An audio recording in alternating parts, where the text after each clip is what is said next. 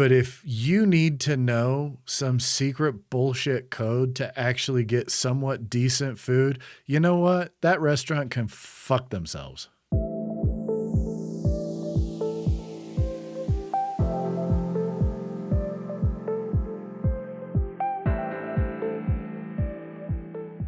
Welcome, young master, to the Jianghu, where the blood and rice wine flow freely and in equal measure.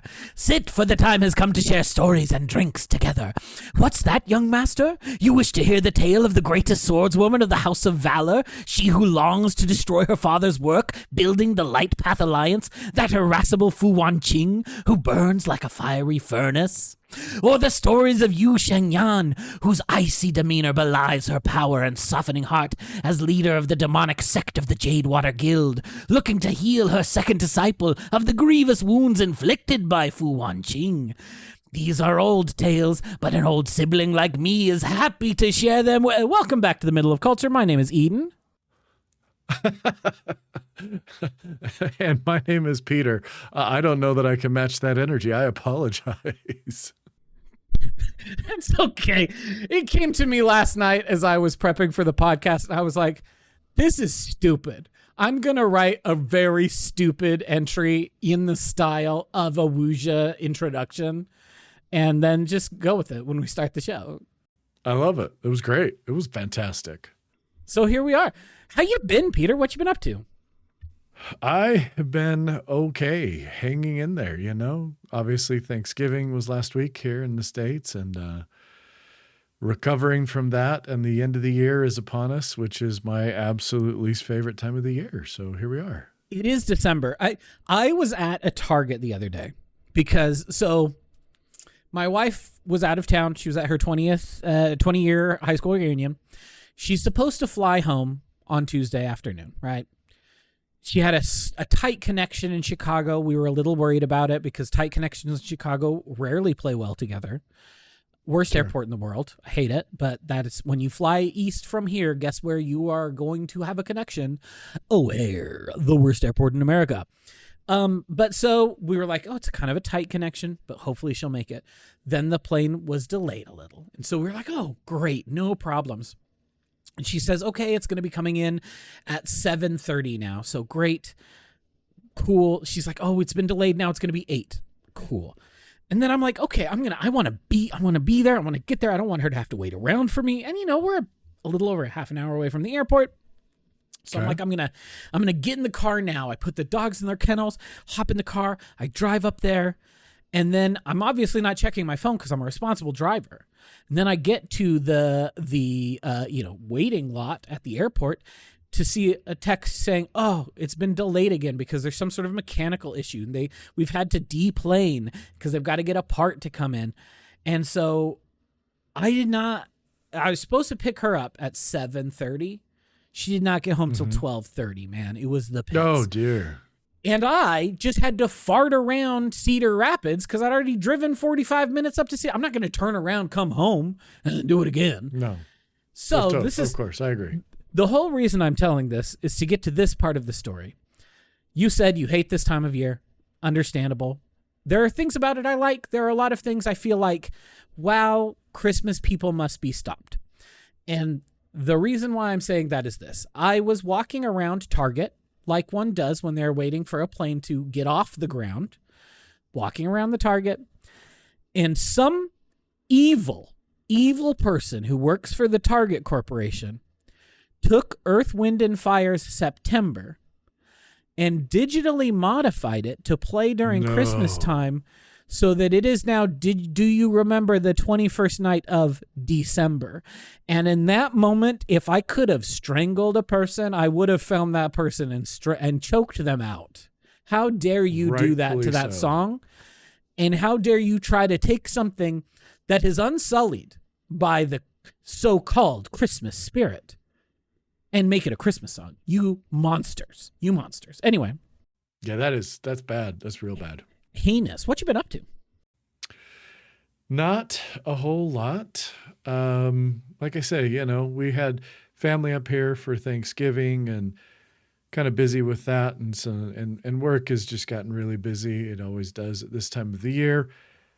And there hasn't been a whole lot of anything really that interesting that's come out recently. So I was looking and I'm like, no, there's no new music that has come out since last we talked 2 weeks ago. That's too bad. So I don't have any new music that I've been listening to. The Apple Music replay popped up, and I know that people's Spotify Wrapped has been going off, but yeah, so no new music. Wife and I continue to watch Taskmaster. To go back to the music thing, did you look at your Apple thing? What was your top album of the year in terms of listens?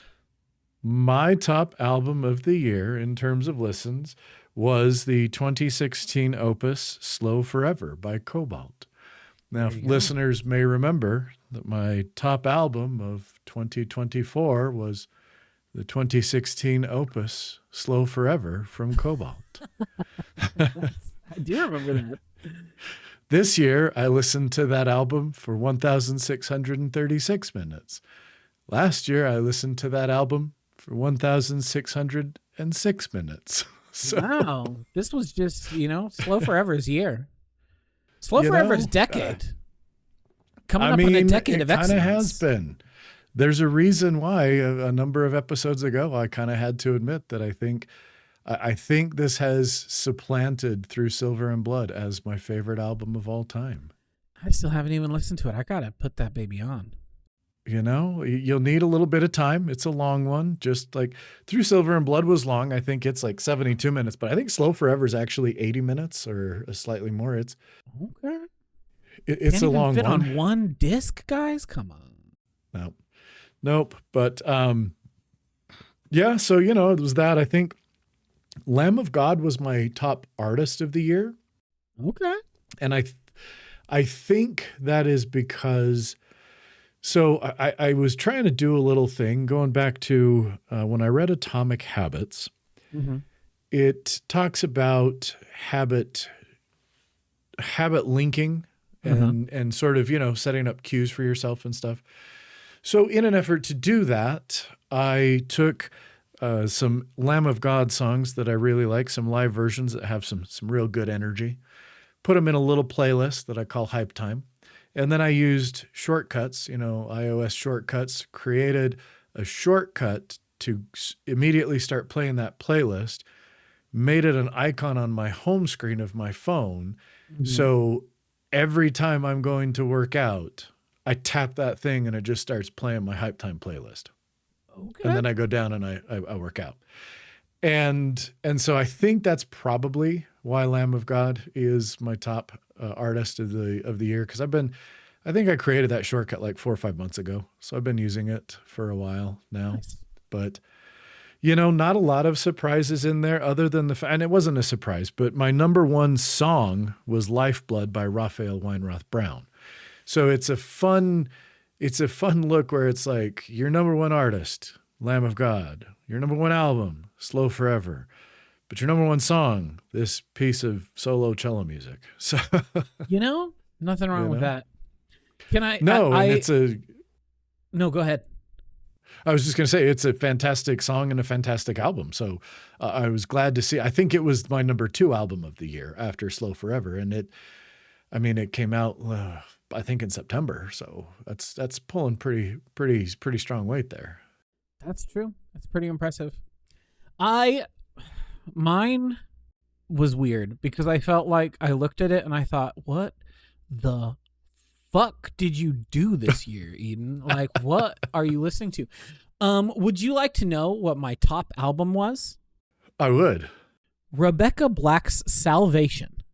Okay. Which is all hits, no misses. It is an EP. It is 7 songs, all 7 of which kill. Like, it's a good album. But that was my top album of 2025. Huh. My second top album of 2025 was Cassiopeia by the band Cassiopeia, which is a weird acid jazz Japanese group from the 70s. Okay. My third highest album was Ruby by Jenny, right after I apparently lied 2 weeks ago saying I'm not that big into K-pop. My third highest album is a K-pop album? What the fuck, Eden? My fourth highest album, the KPM 1000 series by Sid Dale, which is a bunch of British talk show music from the 60s and 70s. This is a fascinating list you've got going on. And to round out the top 5, the Tron Air Race soundtrack. What? What a weird top 5. What a strange top 5. I looked at that and I said, I don't want to know anymore. And I closed the Spotify Wrapped and I said, I'm done. I don't want to know what my top song is. I don't want to know what my top artist is. The psychic shock of seeing Rebecca Black as my top artist of 2025. While I respect it, I respect myself for it because she kills. She's very good. What did you listen to all year, Eden? And the answer to that is a lot of very big playlists that had a lot of artists on them, which is why they're not actually reflected in there, you know? My City Pop playlist is 5 hours long and has probably 60 different artists on it, so none of them are played often enough, even when you listen to the whole 5-hour playlist. So anyway, what else you been up to? Well, I was going to say, I was just glancing through this and I had a few other things that were interesting. It was, for me, in terms of my top artists, it was a lot of kind of well-known, but there were a couple artists that came in real strong that I wasn't expecting. My number one was Lamb of God. My number 2 was Cobalt. But my number 3 was the Belgian band Marche Funèbre, which was kind of cool. I discovered them this year and fell real hard for them. And again, some more bands that I've been a fan of for a long time: Allegiant, Paradise Lost, Cattle Decapitation, Exodus, Testament. And then coming in at number 6. Hell yeah. Yeah. Coming in at number 6, a little death metal band from Poland called Dormant Ordeal. They had a new album come out this year. And so it was kind of going back and listening to that new one and therefore the 3 previous albums. And I don't know, it's really interesting. It's kind of technical, but not super wanky technical. There's an interesting, and I don't know how else to describe it. There's an interesting kind of coldness to some of the death metal that comes out of Poland. So you've got Dormant Ordeal, you've got Obsidian Mantra, you've got Redemptor. There's this just interesting, I don't know how to describe it other than that. It's just, there's this kind of very clinical aspect to their death metal, which for some odd reason really appeals to me. So it was fun to see those 2 new bands that, not new as in, brand new this year, but that I kind of hit heavy rotation this year that have not been in there in the past. So kind of good to listen to that. But yeah, I mean, that's music-wise. It was really just kind of looking back, and I've been playing that. I do like the playlist that Apple makes with basically my 100 most played songs of the year, because I do get a nice little mix in there of different stuff, and it's kind of fun to throw on in the OR because we go from a lot of heavy stuff to then again, all of a sudden, Raphael Weinroth Brown pops in with some cello. There you go. So other than that, I think like I mentioned, listen, I continue to watch Taskmaster. It will soon be done because we're up to, I think, series or season 16. We've already watched 19 in the past, so we've really only got, 3 or 4 more seasons to go, and they're only 10 episodes each. So yeah, that's going on. And then honestly, I've been playing some more Ball Pit. Ball Pit's fun. I like it. I've unlocked some more characters, building my town up a little bit more. So that's a good game. And again, I can't help but recommend it. Even if you don't catch it on sale, it's only $14.99. And if you just wait around, I guarantee you it's going to be on the Steam Christmas sale for something. So worth checking out. Final thing I mentioned is I finished, obviously finished reading all the Murderbot books, started reading The 3-Body Problem, been reading that some. And then on just a weird hair, I decided that I wanted to read the 1979 Pulitzer Prize winning nonfiction book by Douglas Hofstadter, Gödel, Escher, Bach. And of course, you can only get that. I could not find a digital copy. And so I have my 900-page paperback copy here. What is this book, and what prompted you to want to read it? I was reading some article about, 10 books of the 20th century that changed. So I don't know. Anyway, it sounded interesting. Douglas Hofstadter's he's kind of he did mathematics, and then he was going to get a PhD in physics. And then he ended up in like cognitive science. And so it's a really weird book where he jumps back and forth with this idea that using connections between the logician Kurt Gödel and M.C. Escher's art and Johann Sebastian Bach's music, that there are these kind of recursive elements in all of these that link them together that are in some ways representative about how the self emerges from the random acts of our brain, that our brain itself doesn't do it, but doesn't represent us, but it's kind of our thoughts and the weird things that we don't have control over that our brain does, that by which we become manifest. Anyway, I thought it sounded very interesting, and it is interesting. He jumps back and forth the examples of these different people, and then he has this whole aside thing between the Mr. Tortoise and Achilles and all these different characters where they're having conversations with each other, and it's unusual, but it's, I don't know, kind of fun. I'm not very far. I'm only like 40 or 50 pages in, but it's one of these books that's big enough that I end up reading it on my desk because it's a lot to kind of hold. So it's setting it on the desk and leaning over and reading. It's that kind of book. Absolutely. But what about you? What you been up to?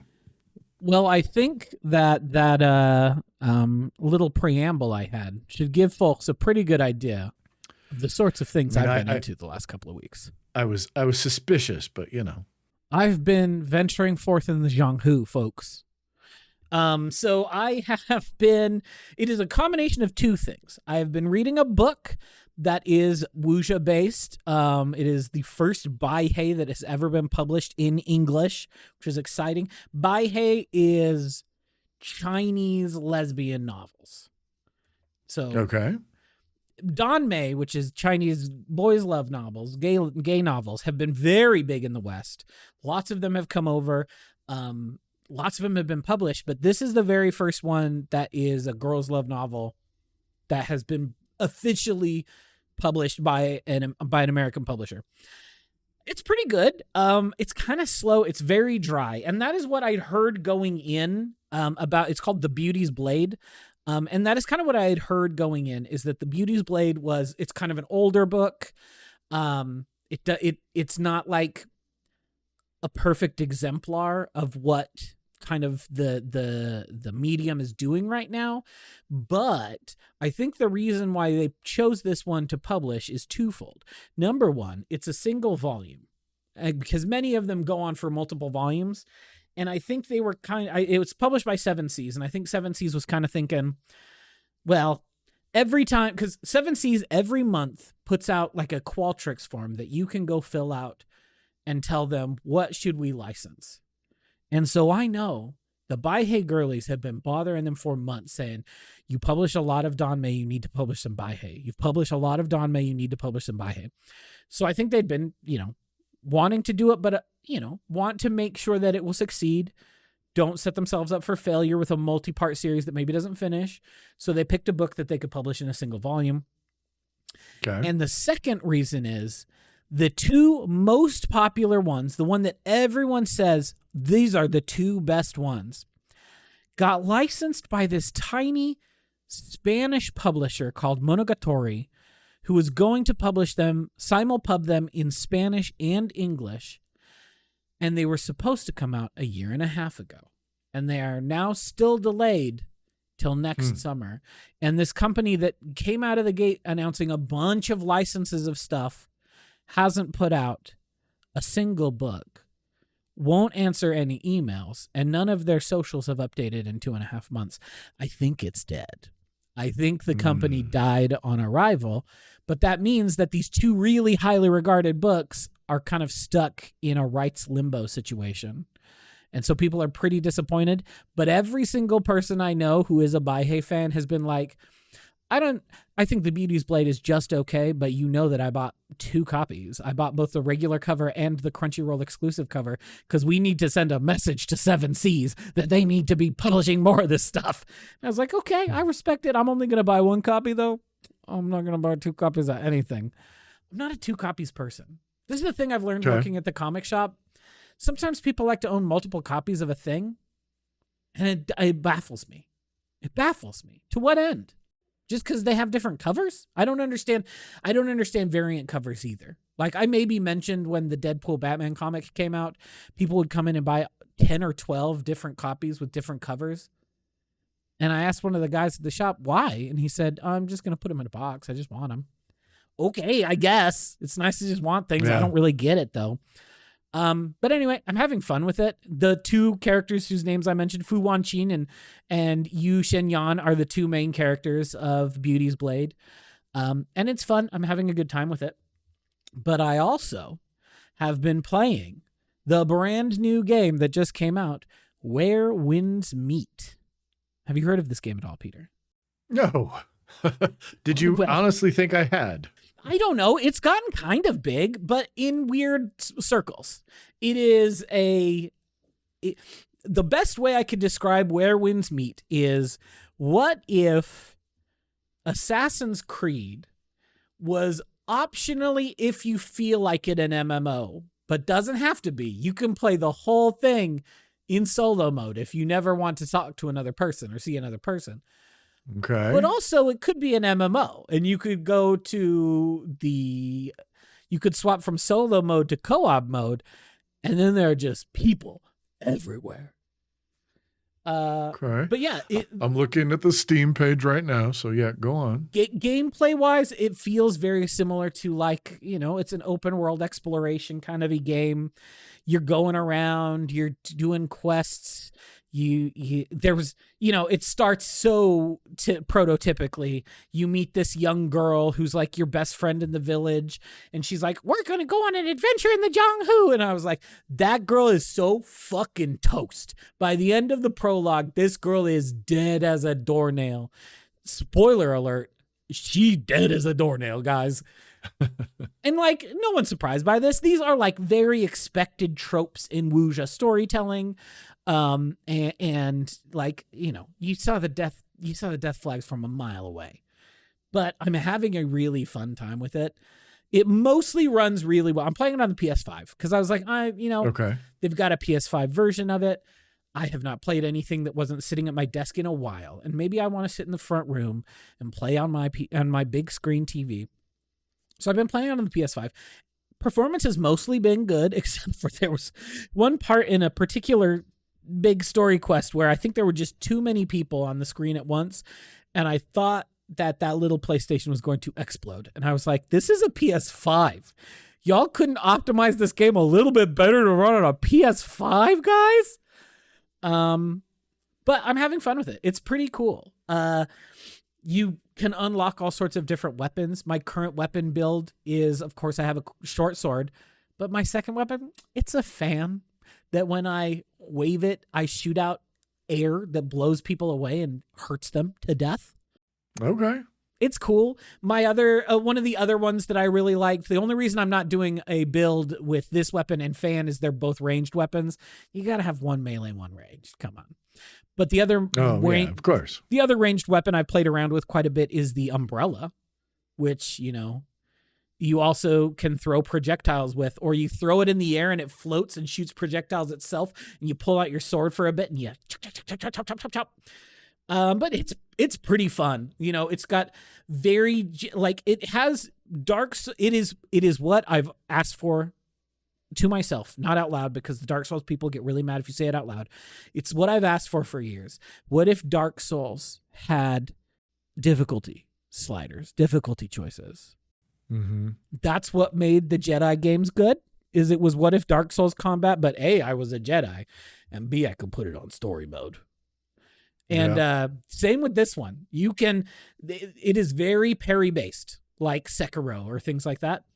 But you can also set it so that when you need to parry something, the game slows down slightly and puts up a big thing that says, hey, hit R1. And you go, R1. And then you go, ching, ching, ching, ching. And you block the shit out of that thing. It's pretty fun. I'm having a good time. Perfect. Yeah. Well, I may have to check it out. It's pretty cool. If you choose to play it, let me know. I'll invite you to my guild. I'm in a guild with a bunch of other people I ran into on Reddit the other day. It's pretty cool. Very good. And so, of course, I had to name my character after the fiery, tempestuous main character of The Beauty's Blade, Fu Wanqing. It's great. Of course. Anyway, it's totally free.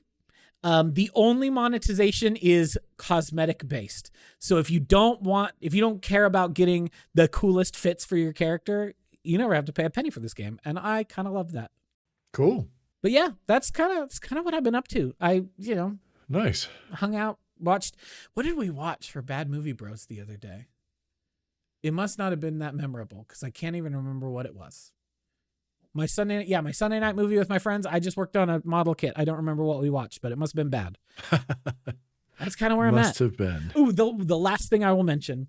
I've also been reading a comic that I was introduced to the other day that is extremely cute. That is called Kaiju Girl Caramelize. And the premise of this comic is there was this biologist who found an egg and hatched it. And inside of it was a kaiju who she is trained to be a little girl. And so she is now in high school. And when she feels strong emotions, she starts slowly but surely turning into a kaiju. Like her hands get big and look like big Godzilla-y hands, or spikes start coming out of her back if she starts to feel emotion. So she's always pushed people away, and she always tries to keep herself calm. And then she kind of starts falling for a boy. Uh-oh. And so what could possibly happen? Well, dear listeners, you know what happens. He confesses to her, and she turns into fucking Godzilla. She goes 300 feet tall and turns into a huge Godzilla monster. And then the whole world freaks out. And so that is the premise of this film, is when she feels overwhelming emotion, she roids out like the Hulk into a Godzilla monster with heart eyes because she's still in love with this boy. And like the big spine on her back has like a little heart design in it.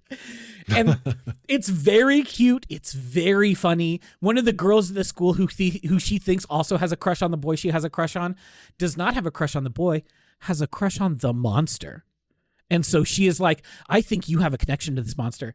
And so she lies and she's like, yeah, she's like, are you the priestess of this monster? Just like, the twin priestesses of Mothra or things like that. And she can't tell the girl she is the monster. So she's like, yes, I'm the priestess.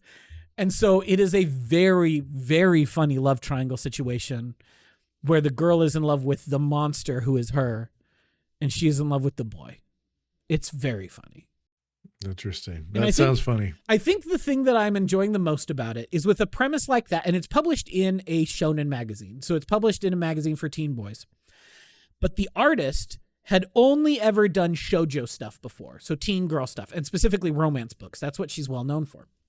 And she had this idea, and she was like, and her editor was like, hey, we can get you a spot in a shonen book. So you might have to change your style, make it look a little more like action-y to appeal to the boys rather than like cute big eyes, lots of focus on fashion, things like that, the sort of things that you get in a shoujo book.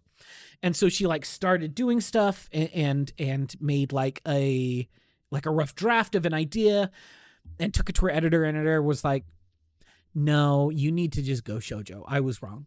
You need to go full shoujo. So, she's got big eyes that have hearts in them. And then when she turns into a monster, the monster also blushes and has big eyes with hearts in them. It's very cute. It's very, very cute. I'm having a delightful time. Like, I think 8 or 9 volumes are out so far, and I've read the first 2 or 3. It's pretty fun. Cool. All right. Are you ready for the very stupid thing I have planned for today? I am so ready. So, dear listeners, we'd watched like 2 or 3 movies in a row, and I couldn't think of anything, and I knew that we were both busy with end of year stuff. I didn't want us to watch another movie. It was too many movies in a row, and I couldn't think of a short story or something. I was almost like, hey, let's read an Ursula Le Guin short story or something, and then I was like, no, what if we just do something even stupider? So we're just going to do a tier maker today, Peter, and that tier maker is best fast food or fast casual restaurants. Oh, okay. Because you know what is also culture? Food. Food is also culture. It's true. It is true. Some might say one of the most important cultures, one of the oldest cultures that we have as people. So I found this one, best fast food, fast casual restaurants. We're going to rank them from the best to, there is thankfully a spot down here for it. Never had, because I looked at this list and I thought, there are a number of these I've maybe never even heard of. So we'll have to see. So if there are things we both know, we'll have to duke it out to decide where to put it on the tier list. If it's one only one of us has ever had, then obviously you get first choice. You just dibs. get it. And if neither of us have tried it, we'll put it in the never had category. So we are going to start. It is alphabetical, I believe. It is alphabetical. So we're going to start at the very top here with A&W, All American Food. How are you feeling about A&W in 2025, Peter? You know, A&W is one of those that I had really strong feelings about it when I was in undergrad, because the A&W that was on Main Street in Logan had the Big Blue Burger, which was, 3 patties, and you could get a combo, and it was less than $10. And as a college student, it was a lot of food for not a lot of money. And so I liked it. Now we do have an A&W here in Pocatello that my kids have gone to, and I've had a couple times. I think A&W's fine. Yeah. I think it's better than some, but for me, A&W is like a solid B, maybe C, depending on how I'm feeling, somewhere in there. Like, it's not awesome, but it's not bad. Yeah, I'm inclined to put it in C because it's fine. It's not bad. It's not good. I do remember going to that one in Logan. It was very good, but that's not the normal A&W. That's not the regular experience. The thing that makes me almost want to bump it up to B is the frosted mugs. Yes, but you got to eat. The frosted mugs are nice. You got to eat in the restaurant to do that. And I don't want to, if I'm going to eat at a place, why would I choose to eat at a fast food restaurant and not just go to a regular restaurant? Yep, I agree. All right. I think C is good. C is a good place for it. Next up, we have the meats at Arby's. Yeah, what do you think? Here's the thing. I like the idea of Arby's. I have fond memories of Arby's. I like potato cakes with Arby's sauce on them from Arby's. But then you get the sandwich and you're like, what is this wet paper towel that's supposed to be roast beef? And why did you pile a stack of wet paper towels on a bun? Yeah. That's how I feel about Arby's. Yeah. I think Arby's is one of those that my memory of Arby's is better than the reality of Arby's, because our mother really liked Arby's. I think Arby's was like when our mom wanted to splurge a little, then we were getting Arby's. Yeah. But I think Arby's, again, it depends what you get. Arby's mozzarella sticks are the best mozzarella sticks. They're very good mozzarella sticks. Their chicken tenders, chicken finger things are some of the better ones. Their premium chicken nuggets are like their chicken tenders just cut into smaller pieces. So they're not like a pressed nugget. They're like actual chunks of actual chicken breast. And so if you get away from the thinly sliced, quote, roast beef, paper towels, I think their food can be pretty good. So again, for me, that puts them in like a C-ish category, but I don't think they go any higher than that. And if you're really saying, yes, but what are they most known for, the roast beef, then I think you'd have to put them in a D. I'm inclined to agree with you. The thing is, I think that they are one of the restaurants that has suffered most from the decrease in quality of fast food. Because, I remember when I was a kid getting the beef and cheddar, and the beef being a little bit thicker, a little more flavorful, them slathering that red sauce on the bottom of that bun. The last time I went to Arby's, I got a beef and cheddar, wanting to relive the nostalgia. It's just not good. It's just not good. They didn't put enough of either the cheddar nor the red sauce. And, it's not Arby's sauce on the bottom. Fundamentally, it's a different, sweeter sauce. It's called Maverick sauce. So if you don't put that on the bottom, I can't just supplement with the 7,000 packs of Arby's sauce that you put in my bag when I asked for a couple to put on my potato cakes. So I was pretty disappointed the last time I went. All right. Next up, we have one called Baja Fresh. I've never heard of this. It's got to go in the never had for me. Cool. Blimpie. I remember Blimpie existing. I don't think I've ever been to Blimpie. I remember having Blimpie many years ago, many years ago. Like Dad kind of liked Blimpie sandwiches. Yeah, I vaguely remember it's been so long ago that I literally have no recollection. Functionally never had. Yep. All right. Bojangles. Bojangles, or as we like to refer to it around this Jones house, Bojangles. Well, that's a good name for it. It's fine. Yes. It's fine. Yeah. What else can you say? It's what you get. I mean, again, you go to Bojangles, you know what you're getting. And as long as you go in with the right expectations, it meets that. And so I think, again, for me, that's a D to a C range, somewhere in there.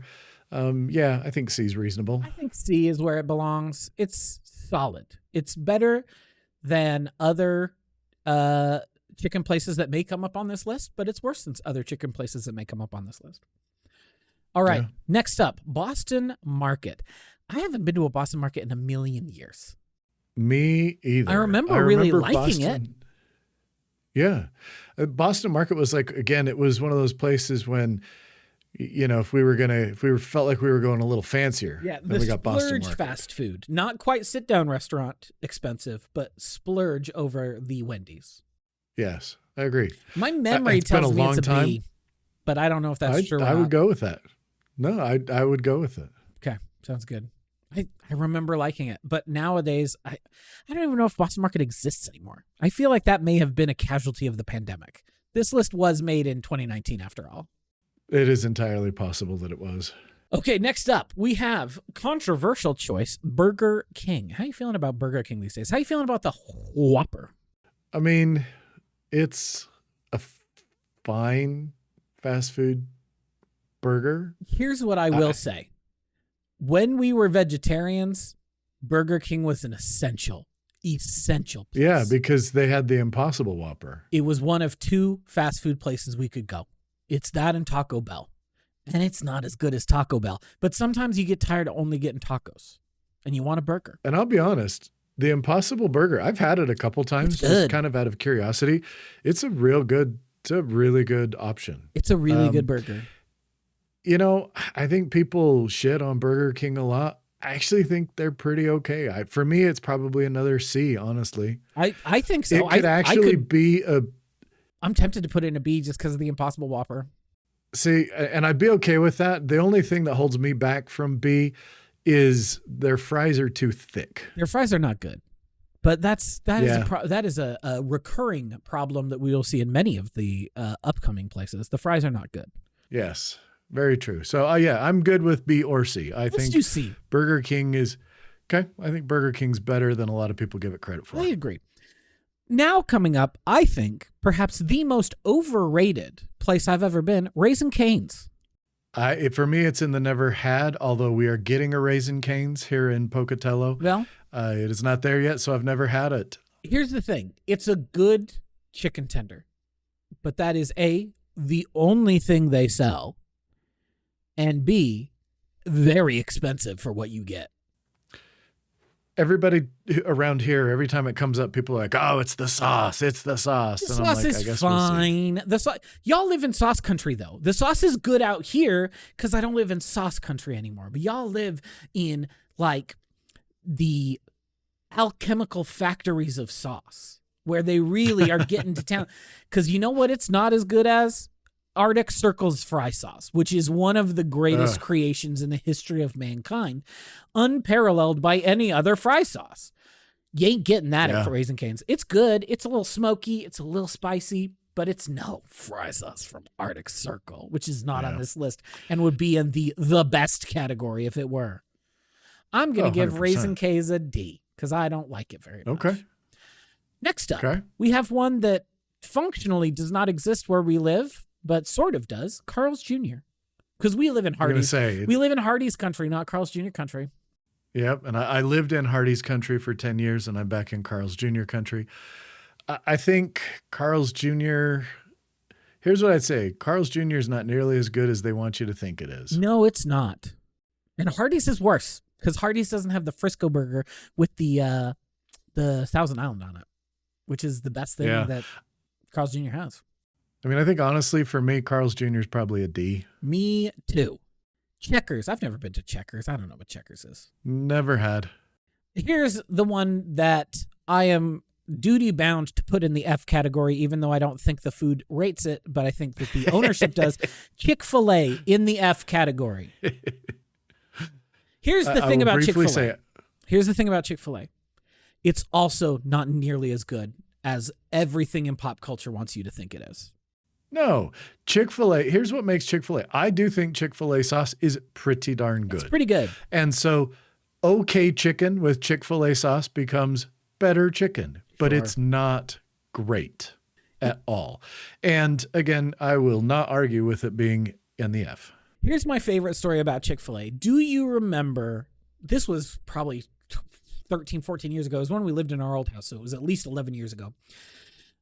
There was like the big backlash to Chick-fil-A. And so there was a day when all of the homophobes were like, we're all going to go to Chick-fil-A today to show our support and homophobia. Do you remember this? And like hours long lines at every Chick-fil-A in the country because everyone was showing their asses. Our Chick-fil-A here is in the mall. That was the only place. We might have one somewhere else. I don't know. I don't go here. Categorically, I'm not giving them my money. Sure. And again, if I want a Southern-style chicken sandwich, I'm going to go to McDonald's that has one that is as good as Chick-fil-A's and then the best fries that have ever been made. Yep. But anyway, ours is in the mall. And Cassie and I needed to go to the mall that day for some reason. And so we were walking from the Target to the Shields in the mall, and the food court is in between those two things. And so we were walking past this huge line, and we saw our neighbors. And they were like, oh, hi. And you could tell, especially the wife in the neighbors was like, oh, no, they're going to think I'm a bigot because I'm here. And I'm here to tell you, Debbie Hartley, I do and do still think you're a bigot. So fuck you. Anyway, that's my Chick-fil-A story. Chipotle, garbage. Garbage food, poop from a butt. Yeah. Not good. Yeah, you also live in fast casual Mexican country. There's 18 other Chipotle ripoffs that are better. I mean, Costa Vida is way better than Chipotle. You got Costa Vida. You got 3 other Costa Vida ripoffs. Cafe Rio. Yeah. We have one out here called Pancheros that is native to here. Like the first one is the one that's downtown. It ain't great, but it's better than Chipotle. Yeah. Next up, we have Church's Chicken. I've never had it. The thing about Church's is I have fond memories of it because you could go and get a thigh, a leg, and a biscuit for 99 cents. And do you know what's great when you are a poor missionary? A leg, a thigh, and a biscuit for 99 cents, baby. That's tough. That's tough to beat. For that reason, Church's gets a B. We're stingy. I think we're less of fast food people than I thought we would be. We don't have a single the best yet. Only B's. Not yet. Cookout. Never heard of it. Never heard of it. Culver's. It's fine. Heard of it. Never had it. Well, when you come out to visit your kid in Wisconsin, you can go to Culver's and you can say, wow, it was overrated. D. There we go. Here's the thing. Their big thing is the custard, the frozen custard shakes, and you have it and you're like, it's fine, but it's not as good as that place in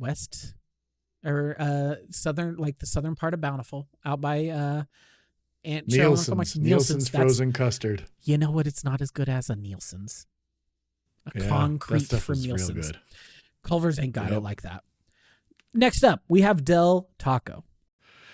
It's okay. I haven't had it a ton, but it's very cheap. Yeah, that's what Del Taco's got going for it is the price ratio, but I don't think that its taste can put it any higher for me than like another D.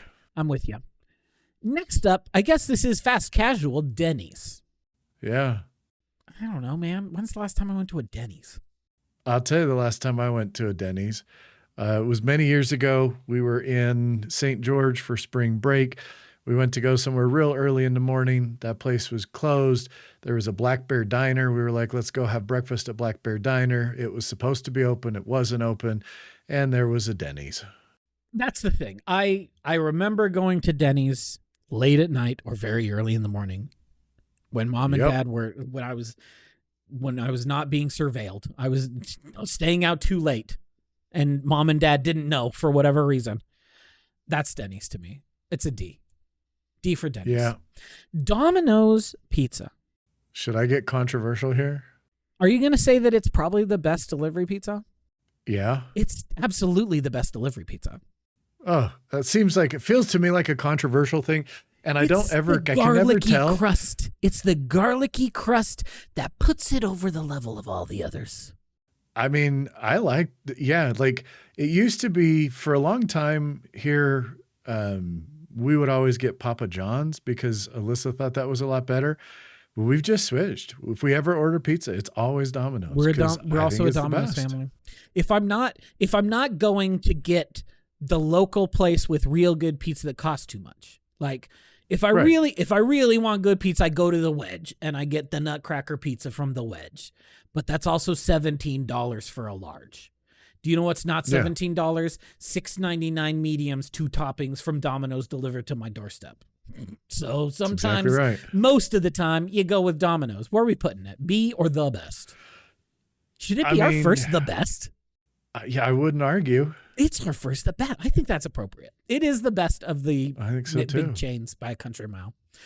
Okay, next one. DQ. I don't know, man. It's fine. It's fine. Oh, and see, I was going to say for me, I think DQ is like just about the best because really, because here's the thing, stupid things, but you get the chicken finger basket with some country gravy to dip the chicken fingers in, and the thick slices of the Texas toast, and then finish that off with a Blizzard. Here's the thing: you are going to like Raising Cane's more than me because you know it comes with every chicken meal at Raising Cane's. A big old slice of Texas toast. You know, for me, I don't know that I love the Texas toast that much, but it was the fact that Texas toast was such an outlier as a kid growing up for a fast food place. Yeah. So I think B for me, I think B is where I would probably put it. It's fair. The thing is, a Blizzard's real good. You get that cookie dough Blizzard, and you're like, wow, I understand why Joe Biden is an ice cream freak when I have a cookie dough Blizzard. And I'm like, and I see that gif of him turning the Blizzard upside down, and I'm like, me too, Joe, me too. El Pollo Loco, never been there. So I have been there once. That was just it was just a month ago when I was in California. We were trying to go to one place. The maps were telling us it was something, and we pulled up, and it was no longer that place. It was a Pollo Loco. Well. And so we went inside, and we were kind of pressed for time, and we had a Pollo Loco, and they had some like queso chicken breast bowl that was really good. Okay. Then. So I would put them in like it's at least a C. Yeah, I think C. I've only had it once, so I have a hard time giving it more than a C. But it was a place where I thought to myself, if I had that here, I would be going again. Okay. Good to know. I'll have to try it sometime. Next up, we have Firehouse Subs. I know I've been there. I can't tell you one thing about Firehouse Subs.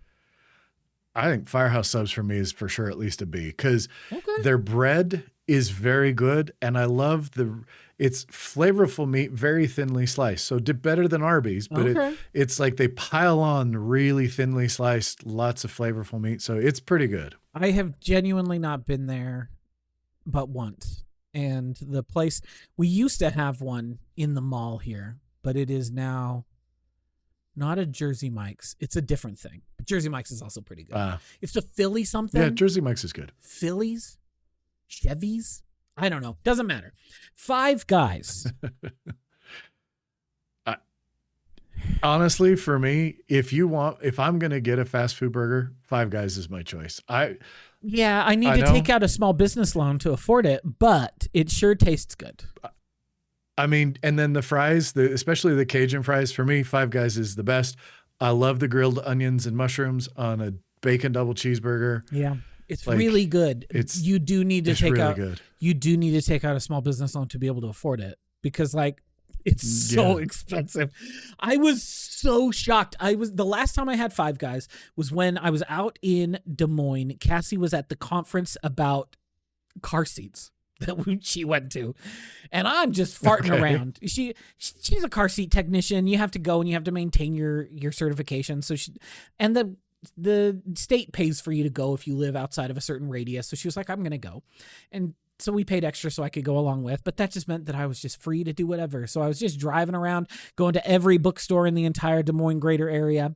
But I was also free for lunch, and I was like, I'm going to go to Five Guys.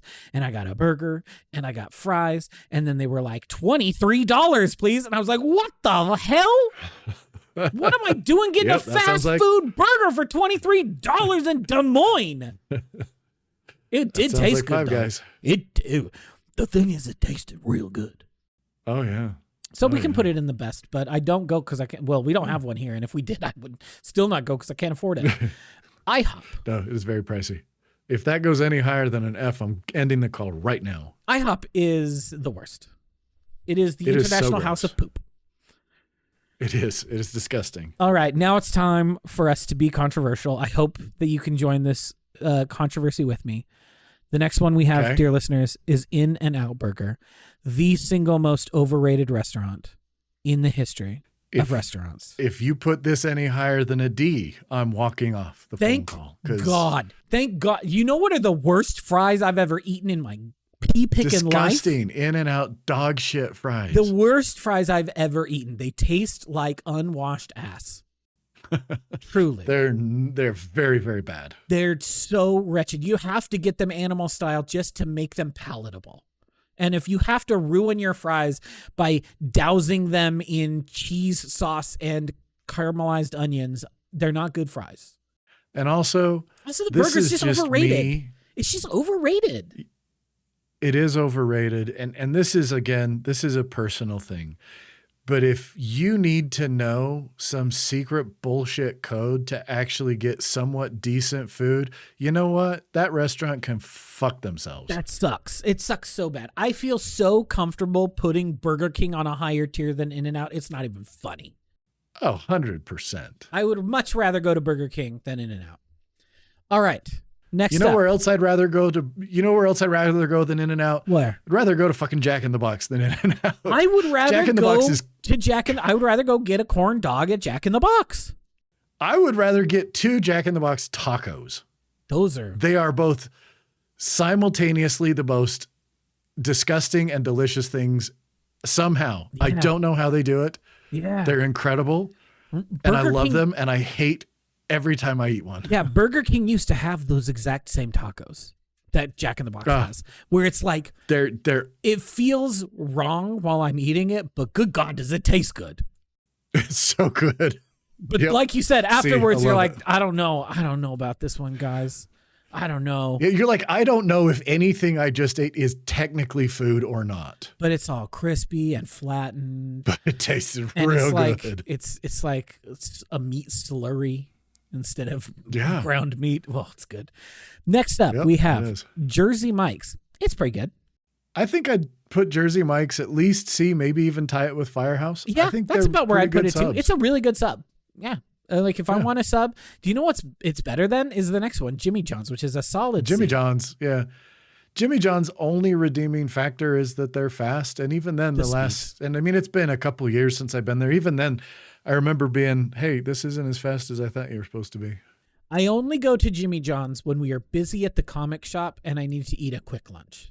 That is the only reason I go to Jimmy John's, because there are so many other choices downtown that if I am not in a situation where I am pressed for time, I will not go to Jimmy John's, but I will when I go there. Next up is a place I've always wanted to try, but have never had the opportunity, which is Jollibee, the Philippines fast food place. Never been there. Me neither. I wish they had one here. Yeah. I've heard it's really good. Next up, we have KFC.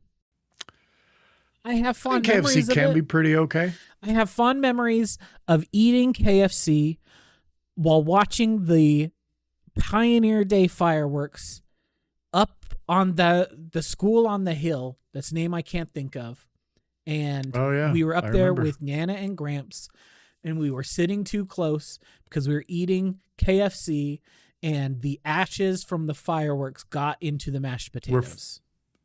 Yeah. That's KFC to I me. think KFC's pretty okay. For me, it's maybe C-ish, D-ish, somewhere in there. Again, it's definitely better than Chick-fil-A. Yeah, I'll give it a C. For nostalgia's sake, for remembering eating it, watching fireworks with Nana and Gramps, and our mashed potatoes getting filled with ashes. There we go. Next up, we have Little Caesars. You know what I haven't had in like 2 decades is Little Caesars. When I was in college, when I was an undergrad, that hot and ready, there's plenty of times where you're driving past a Little Caesars and you're like, I could $5 eat a pizza right now. Or the crazy bread. The crazy bread was good. The crazy bread is good. But like I just don't have the one we had here is closed, so I don't even remember. The reason I have more recent experience with Little Caesars is because I've had teenage boys in my life, and we have multiple Little Caesars here in town. And so it was like, you need to feed teenage boys, you get Little Caesars. And again, if you know that that's what you're getting and you've accepted it, Little Caesars is really good for what you spent on it. And true. I think it's probably for me like a C, because that's true. You're never going to be disappointed with Little Caesars. You're going to get at least, if not a little bit more than what you paid for it. My favorite, the thing about Little Caesars to me that I always think of is that picture of the dude in his car eating Little Caesars, and it's captioned, Little Caesars is pretty good if you don't have a bitch in your ear telling you different. And you're like, okay, bud. That's funny. Okay, you're not wrong. You're not wrong. Next up, we have Long John Silver's. How you feeling about getting fish? I don't know that I've ever been there. I've heard of it, but I don't recall having ever eaten at a Long John Silver's. If I had, it was maybe once somewhere, and I don't have any memory of it. I love Long John Silver's, and there's one in Cedar Rapids, and I'm never in Cedar Rapids by myself. So I haven't been in a decade, and that makes me sad to think about because I love Long John Silver's. It's at least a B. Oh. And Cassie, whenever I'm like, hey, we're in Cedar Rapids, do you want to go to Long John Silver's? She gives me the most withering stare. And so I didn't really ask that. Sorry. Never mind. No. And I say, it was a joke. And then I cry a single tear. I'm like the old Indian man in the Don't Mess with Texas ad. Yep. I cry a single tear. Actually, the old Italian man they pretended was an Indian.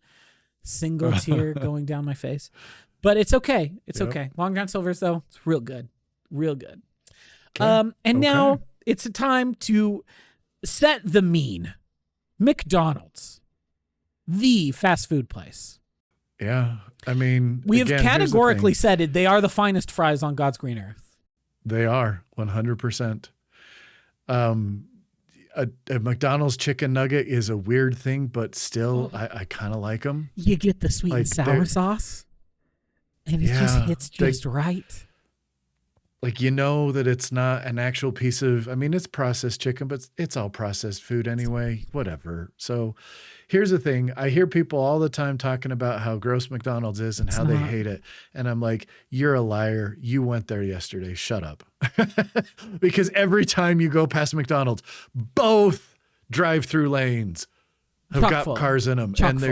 And they're cruising through, and you know, McDonald's, they get people through pretty fast, and their fries are the best. And I mean, they're at least a C. Sandwiches are good. Maybe, honestly, maybe even a B. They're a minimum a B for me. I think so too. Them fries is so and I think everybody who wants to like get all McDonald's, I'm just like, shut up. You would eat there. You have eaten there, and you will eat there again. So shut up. It's true. It's very, very true. Next up's one I've never heard of, Moe's Southwest Grill. I got nothing. I've heard of it, but I've never had it. Got nothing. Okay, next up we have Noodles and Company. How are you feeling about Noodles and Company? Fast casual noodles. Noodles is okay. It depends so much on what you get. That's the trick. If you get like the Japanese pan noodles, those are pretty dang good noodles. If you get some of the others, they're really thin and dry and not great. So Noodles is one of those where really you have to know which ones are good, and then you'll be pretty happy. But the fact that you could get something and be like, no, thank you, I think they cannot go higher than C. Yeah, I'm inclined to give them a C or a D. I might move it down to D. Yeah, the thing I is, think D. like Chipotle, where I have a local alternative that started in our town, I don't go to Noodles and Company even if I want pasta, because Z Merrick is a block and a half away, which started in our town and is very good. All of the pasta dishes there are very good and comparably priced. So if I want pasta, I'm not going to Noodles. I'm going to Z Merrick. There you go. All right. Next up, Panda Express. I like Panda. My son likes Panda. We get Panda quite often. Panda's pretty good. The orange chicken is so good. Oh, and see, for me, it's my two go-tos is the mushroom chicken. Oh, the mushroom chicken is also very good. The chicken, zucchini, and the mushrooms. And then I get the crispy honey walnut. No, the honey something chicken. It's not the orange chicken, but it's... Okay. Anyway, it's good. Little Panda's good. I like Panda's Panda. Good. I like Panda. Yeah, I agree. D is where it goes. Could the lo mein stand to be spiced a little differently? Yes. But the entrees, they're hitting. Next up, agreed. Controversial one that I think would have been higher in my estimation a few years ago, Panera. It's definitely gone down. I still really like some of their stuff. They took away every sandwich I liked. Every sandwich I liked is gone. Yeah. Yeah, I think, again, if you'd asked me, even probably 10 years ago, I'd have been like, Panera's for sure a B, maybe even the best. Now, I think it's maybe a C. Yeah, that's where I feel comfortable putting it. Also, they did make a lemonade that killed people, which is very funny. And honestly, that makes me want to give them an extra point for making the lemonade that kills people. That's right. That's why they're at a C. I think the food is D, right. But lemonade that kills people moves you up to a C. All right. I love it. Next up, we have Papa John's. Better ingredients, better pizza. More expensive than it's even worth the price. It's like, honestly, for me, it's closer to a D because of the price. Yeah, it's too expensive. Like the pizza's fine, but it's way more expensive than it has any right to be. Also, at least one of those garlic little fuckers is going to pop open and make a mess of your counter, even though you didn't touch it. It will just explode on the counter. And then you're like, great, now I got garlic juice all over the counter. Thank you, Papa John's. Next up, we have something I've never heard of. PDQ. Looks like a chicken place. Never heard of it. Yep, never heard of it either. Okay. Next, we have another one. Penn Station East Coast Subs. Never had this. Nor I. All right. Another pizza juggernaut.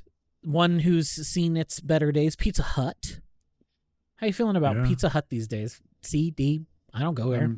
I think either of those. I don't know that they're much better than Papa John's. The only thing they've got is a price, but I think they're tied. I don't go there. Again, and we go to Domino's. I'm getting delivery pizza. I'm going to Domino's. 100%. Next up, Popeyes. I've never had Popeyes. Can I be honest? I've never had it. Yeah. We have one in our town. And it just recently lost its franchise license. And so they're operating surreptitiously, calling themselves not Popeyes or not Pies or something like that, because they lost their franchise license, which makes me not want to go there. So I've never been there. So I've never had it. Where would you put it? I look at our other chicken places, and there's certainly no way it's as good as KFC. It's a D, probably. Fair. It's a D. All right. Next up, we have Portillo's. I've heard of it, never been there. Oh, let me skyrocket that to the best. They have an Italian. They have an Italian beef sandwich. Because Portillo's, it's a Chicago chain. They make an Italian beef. Italian beef is the big thing from Chicago. Like when you go to Chicago, you're like, oh yeah. The two big things are, one of them is bad, deep dish pizza. One of them is good, Italian beef. And it's like, what if a French dip sandwich and a Philly had a very wet, messy baby? And it's so good. Because you put, because you dip it like a French dip, although they don't give it to you with the sauce. They dip it for you. So it just comes out a Oh. mess, and you like eat it with your hands and it falls apart. You can get it double dipped if you really want it to be a mess and delicious. But like it is all the fixins of a Philly cheesesteak with spicier peppers, and then they dip that fucker in the au jus for you. It's so good. Okay. It's so good. All right, next up, one I've never heard of, Pot Belly Sandwich Shop. I don't know what this is. No idea. No. Another one I've never been to, Qdoba. That's just like a Chipotle, right? It is, and I've had it not enough to remember, so it probably lands for me in the, yeah. I mean, I'd put it with Chipotle. Okay, that's fine. Here's one that I miss on the reg because we don't have one anymore, a Quiznos. I liked Quiznos. I liked them, too. Didn't they also die during the pandemic? I think so. Well, I'll give them a C for old time's sake. I think that's a good place for them. All right. Next up, we have another one I've never been to, Roy Rogers. Me either. Never been there. Sounds cool. Maybe someday. Next up, pizza again, Sbarro. It's great if you're on a road trip and you just want a single slice, but other than that, I don't know about this, guys. Yeah, it's like a D. Yeah, it is. Yeah, if you're in a pinch and you're like, I want a slice of pizza, fine. Anything other than that, you're better off doing something else. Every one of the rest stops in Ohio on the toll road has a Sbarro. And if it's between Sbarro and McDonald's and Panda, I don't go to Sbarro. I go to McDonald's or Panda. So sorry, Sbarro, you don't lose. You lose. Yep. Next up, we have Schlotzsky's. I feel like Schlotzsky's is one we had where we grew up, but I don't remember ever going there. So there was and this is why I know this, and this is why Schlotzsky's going to have to rank high on the list. Schlotzsky's Deli, there was one in the food court of what at the time was the ZCMI Mall. Oh, yes. So there was the ZCMI Mall and there was a Crossroads, and Schlotzsky's was in the ZCMI Mall. On my first date with my wife, we went to a I think it was Laser U2 show at Hanson Planetarium. Went across the street to the ZCMI Center, had food at Schlotzsky's, and then went and saw the Christmas lights at Temple Square, and then drove back up to Logan. So, I mean, you put it where you want it. Food tasted like for that memory. Schlotzsky's got to be it's got to be the best. It's going to the best. It's got to go to the best for the memories. 100%. All right, next up, Shake Shack. I don't know, man. It's not that good. Never been there. It's a C. The thing about Shake Shack is it's like, what if Five Guys wasn't as good but still cost the same? That's how I would describe Shake Shack. Next up, I don't know why you would even put this on the list because it is a service station convenience store, Sheetz. Yeah, I've heard of it. Never been there. It's an East Coast service station. I've never been there. I drove past a lot of Sheetz when we were driving around places this summer, but I've never been. Next up, we have a controversial one. One that if my wife was on this podcast, she would slap me for putting where I would put it. And that is Skyline Chili. Are you familiar with Skyline Chili? I have never had I've never been to Skyline Chili. I was interested once and found the recipe and made it and thought, The thing about it is I don't think that you're supposed to get it, but it's pretty good. When you go in and you're like, how would you like your chili? And you're like, I'd like chili 5-way. And you're like, what does that mean? And they're like, well, I'm going to take this pile of spaghetti and then I'm going to put beans and raw onions, and then we're going to put chili on top, and then the largest pile of shredded cheese that you've ever seen on a food item in your life. It's better than you think it's going to be, but you have to get it that weird way. And Cassie hated it, but I thought it was pretty good. I'm going to give it a B. Okay. And if she were here, she would be giving me a glare and say, what are you talking about? That was disgusting. But that's also how she felt about upcoming White Castle, which I like quite a bit. All right, next up we have Sonic. How are you feeling about Sonic these days? I don't think Sonic's very good. I like the drinks and the food is bad. Yeah, I agree. D, Drinks aren't enough to save you. Nope. Next up, Steak and Shake. I have heard of it. I've never been there. It gets an F too because they're weirdos. When Donald Trump got reelected and they were like, we use beef tallow for our fries. Come be weird conservatives with us. I was like, oh, you're dead to me now, Steak and Shake. Screw them. I'm glad I've never been there. They make some okay food, but I'm never going back because they went weird revanchist and went all in on beef tallow fries. And you're like, stop it. Stop it. Yeah. Next up, again, the mean, regressing to the mean, Subway. It's fine. I mean, I think Subway is the worst of all of these sandwich places. Yeah. I don't know. I could not give Subway in good conscience more than a D, and I would personally give it an F. I can give it an F. I don't think Subway's good.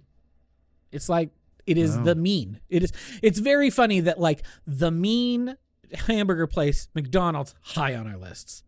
The mean sandwich place, Subway, low on the list.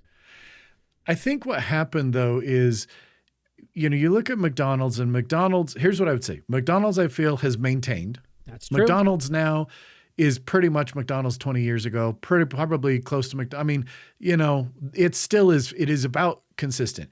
And I feel like Subway has dramatically decreased in quality. They absolutely Their have. bread, which was the whole big thing, our freshly baked bread, it is dry, it is stale. I do not believe it was baked that day. No.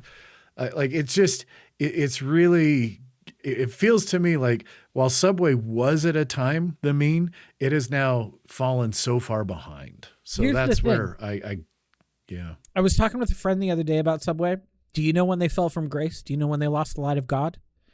When they stopped slicing the bread in the V. Yeah. When they true. started slicing the bread down the side and then flopping it open, that's when they lost the light of God in their eyes. And they became there you go. the F tier Subway. When they sliced that V and they put them meatballs right in that V, oh man, that's a sandwich. But that was 25 years ago. That was good. That was 25 years ago. True. Swenson's, never heard of it. Never heard of it either. Taco Bell, the best. You can say no. You can say no. But when I get a Baja Blast, say no. When I get a Baja Blast Zero Sugar and a Nachos Bel Grande, I feel like I am ascending to a higher plane of being. See, Taco Bell is like everything we said about the Jack in the Box taco amplified like 100 times. So good. It tastes good when I eat it, but the second I'm done, I hate myself. Oh. But it tastes real good going down, so I will not argue with you because there is something about Taco Bell that is like it is something special, but it is also something unholy. It is. It absolutely is, but I do love it. I do love Taco Bell. Next up, Taco Cabana. Never heard of this. I don't know what this is. Nope. Torchy's Tacos. I also don't know what this is. Nope. Next up, Waffle House. I've never been to a Waffle House, but a Waffle House is the best. I've always wanted to go to a Waffle House. It seems like the sort of place Waffle House is incredible. Yeah. Like you go into a Waffle House and you think you're going to walk out with some diseases, and then you get some hash browns and you get them. I don't even remember what it is. It's like something, and which means they're throwing all this stuff on them and they're so greasy. Okay. And it is. But here's the thing. Waffle House is truly an American institution. All the jokes about FEMA and Waffle House are true and they are actually real. And that's because Waffle House is incredible and I miss it. And I only had it for the 4 years I was in North Carolina. Yeah. And I have missed Waffle House ever since. That's the thing is because it's so Southern, the closest one's like Kentucky. So I just have not had an opportunity. I'd like to, but I just haven't had the chance yet. Next up, we have another service station, Wawa. Why are you putting... I didn't even know what it was. It's a service station. It's... Okay. We're not putting... I mean, if... This is telling about regional things, because if we're putting Wawa and Sheetz on here, where is Casey's? The biggest pizza chain on the planet, almost. The second largest one in the country. And you're like, I don't even know what you're talking about. Casey's Pizza. It is the fast food, is the gas station pizza that comes from the Midwest. It is literally the second largest pizza chain in the country. It's pretty okay. They make a good taco pizza. That's what I say Casey's does. Interesting. All right. Next up, Wendy's. How do you feel I about think Wendy's Wendy's these is days? real good. I I think Wendy's is real good. I think it's at least a B, honestly. I don't know if it's I the at best. least a B. I don't know if it's the best. I mean, I because don't the fries think I are not as can. good. I was gonna say I don't know that Wendy's can hang with Five Guys, but Wendy's is real good. It's really good. Yep. Whataburger. It's fine. I've never had it, so whatever you think. It's a C. White Castle. How are you feeling about White Castle So- these days? I've heard all about White Castle. I've never had White Castle. I fuck with White Castle. I think White Castle's really good. I'm going to put it on the B. All right. There, Okay. The thing is, All you right. have to get the cheese on the burgers. You can't get the plain burger. It's not flavorful enough. But you put the cheese on there, oh man! And they're the tiny little slider burgers, and you get like 6 of them, and you're like, that's going to be too many burgers, and it's not too many burgers. It's the right amount of burgers. There you go. Wiener Schnitzel. I remember Dad. going to it when we were kids, but I have no memory of what it was like. I don't either. I just don't know. I remember our parents eating Wiener Schnitzel on their honeymoon. That was one of the stories of their honeymoon. Was going to the Wiener Schnitzel on their honeymoon. It's kind of cute. Yeah. We'll give it a C for And being driving, cute. making sure they were driving 55 miles an hour to make their gas last longer because he didn't have enough money to buy more gas. You know, you make choices when you get married young. You do. You do. Okay, Wings Over. Never heard of this place. Wings Oven? I don't know what this is. I don't know. Yeah, never heard of it. I think we got 3 real stinkers here at the end that I don't know anything about. Wingstop? I've never been there. We have a Wingstop in town. My boys will sometimes get food from it. I'll be honest and tell you, I think wings are such an incredibly overrated thing. It's such a waste of time. I don't understand. Yeah, And I effort. don't understand people who go crazy about wings. I mean, give me boneless chunks of chicken every day. So, I mean, Wingstop, the boys like it when they get it, but it seems real overpriced to me. So I'd put them down in like a D or an F, honestly. F it us. Yeah, I don't get wings. We have Buffalo Wild Wings here. We don't have a Wingstop. And every time I've gone, it's been a fuerzas. It's been because someone's been like, we're going to go as a group to the Buffalo Wild Wings. And I'm like, great. And then or as the kids call it, B-dubs. The B-dubs, yeah. And I'm getting boneless with some sort of barbecue sauce. Who cares? Who gives a shit? Just give me some chicken nuggets for fuck's sake. And then last up we have Zaxby's. I've never had Zaxby's. I don't know what this is. Me either. All right. So, dear listeners, to remind you, we have 6 restaurants in the best category. This is incontrovertibly the 6 best restaurants in this list. Domino's, Five Guys, Portillo's, Schlotzsky's, Taco Bell, and Waffle House. So now you know the best restaurants. I think we got a nice variety, a nice little spread there. I think so too. Well, this has gone a little long, dear listeners, but it's stupid and fun. Oh, it was fun. I loved it. Thought it was great. I'm really hungry now because I haven't had dinner yet. And you know what I'm going to do? I'm going to go eat some leftover curry. Yay! I made a very big pot of Japanese style curry yesterday, so I'm going to go eat some curry.